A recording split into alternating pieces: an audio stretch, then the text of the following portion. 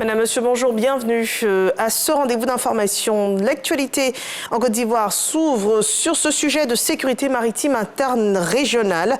Les magistrats revisitent le droit sur la gestion des litiges portuaires avec en arrière-plan la vision d'élever les normes de sûreté au niveau international. C'est un sujet développé par Lanciné Bakayoko. L'augmentation des activités portuaires et la complexité accumulée des échanges génèrent de nombreux contentieux liés à la responsabilité civile portuaire. La gestion de ces litiges comporte des aspects techniques et juridiques compliqués qui nécessitent une spécialisation des acteurs en charge de la gestion des litiges, parmi lesquels figurent les magistrats. Il était important pour nous de donner aux magistrats des outils nécessaires en vue de comprendre les litiges. D'abord, il faut les comprendre et dire le droit.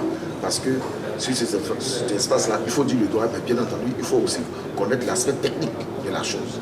Ces litiges couvrent divers sujets liés notamment à la dégradation des infrastructures, aux dommages sur les navires et les marchandises, aux pollutions, les épaves maritimes, les créances maritimes et au non-respect de la réglementation. Il s'agira pour nous de revisiter le droit et le contentieux maritime. Deuxièmement, il nous reviendra également de discuter des questions de grande préoccupation régionale liées à la sécurité et à la sûreté maritime dans l'Afrique de l'Ouest, dans le golfe de Guinée. Les magistrats, désormais formés aux dernières techniques et exigences internationales, repartent dans leur pays mieux équipés pour relever les défis quotidiens d'une gestion portuaire sécurisée. L'Alliance Europe-Ivoire fait la promotion de la Côte d'Ivoire à l'extérieur tout en attirant les investisseurs internationaux vers la Côte d'Ivoire. Une association qui mène plusieurs activités qu'elle a expliquées à la presse ivoirienne dans le cadre d'une conférence.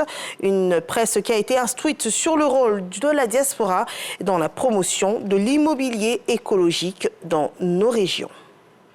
L'autre information de ce flash, le corridor Abidjan-Lagos qui crée une source d'opportunités. Il est long de 1028 km.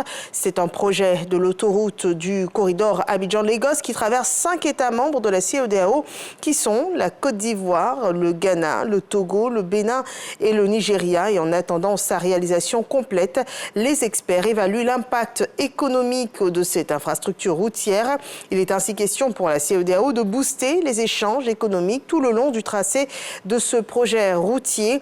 Le sujet est au cœur d'une rencontre des experts qui vient de s'ouvrir à Abidjan. Ils vont ainsi dresser la cartographie des projets et investissements porteurs qui pourraient engendrer ce corridor entre Abidjan et Lagos. Et nous poursuivons avec la Coupe d'Afrique des Nations, avec les éléphants tenant du titre qui ont leur ticket de participation à la prochaine CAN qui se jouera au Maroc. Qualification qui arrive avant le match contre la Zambie qui est prévu demain. Qualification obtenue à l'issue du match nul entre la sélection tchadienne et la sélection sierra-léonaise dans le cadre de la 5e journée des éliminatoires pour cette CAN 2025. Un match, on le rappelle, qui a été joué hier au stade olympique Alassane Ouattara d'Ebampé. Et un autre match de football qui cristallise toutes les attentions et qui a de grands enjeux ce jeudi en France. France-Israël, une rencontre de la Ligue des Nations de l'UEFA qui se tiendra au Stade de France près de Paris. Et au-delà des enjeux sportifs, ce match a des enjeux sécuritaires et politiques. Le préfet de Paris promet un dispositif très inhabituel pour cette rencontre entre la France et Israël. 4000 membres des forces de l'ordre. La Fédération française de football qui table, elle, sur 20 000 places occupées sur les 80 000 du site. Les forces de l'ordre vont aussi avoir recours à la vidéosurveillance algorithmique qui permet aussi de traiter de manière automatisée et en temps réel les données visuelles afin d'identifier des comportements ou objets suspects au cours de ce match. Poursuivons avec cette information qui nous vient du Brésil. Une attaque manquée, un attentat manqué contre la Cour suprême du Brésil à quelques jours de la rencontre du G20 et aussi d'une visite d'État du président chinois Xi Jinping. Un homme portant des explosifs est mort hier soir à Brasilia après avoir tenté en vain de s'introduire dans le bâtiment de la Cour suprême du Brésil. Et voilà qui résume toutes les infos de cette matinée. Merci de nous avoir suivis et je vous retrouve à 13h pour le journal.